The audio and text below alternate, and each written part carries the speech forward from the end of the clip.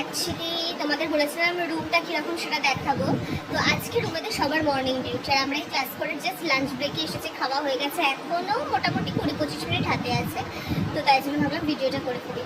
Actually কেউ নেই, সেই জন্য মেন আর কি করে ফেলছে। রুমটা দেখার কিছু নেই, তবে রুমটা ক্লিনিং, বাট সব বেড তো সবাই তো সমানভাবে ক্লিন থাকে না, তাই জন্য কিছু বেড যেরকম থাকে একটা দুটো একজন দুজন আছে যে সেরকম ক্লিন করে, সেটা দেখাচ্ছি না।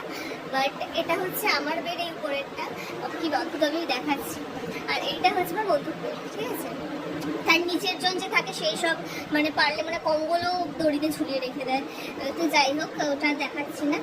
আর রুমটা মোটামুটি আমাদের রুমেতে দুটো জানালা আছে, দুটো জানালার মধ্যে একটা জানালা হচ্ছে আমার সাইডে আর একটা জানালা হচ্ছে আমার বন্ধুর সাইডে।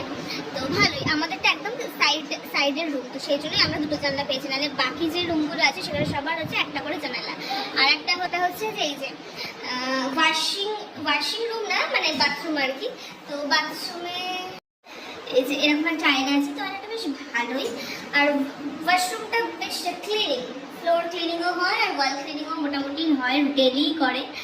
আর এই যে আমাদের রুমটা হচ্ছে এইরকম টাইপের, এটা আর দিস ওয়ান।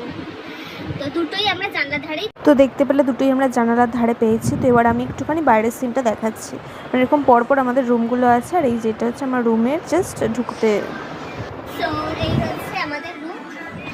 তো এই হচ্ছে আমাদের রুম, জাস্ট একটা ছোট্ট রুম, বাট বলতে পারো নিট অ্যান্ড ক্লিন, একটা দুটো বেড ছাড়া। আর ওয়াশরুমও রয়েছে।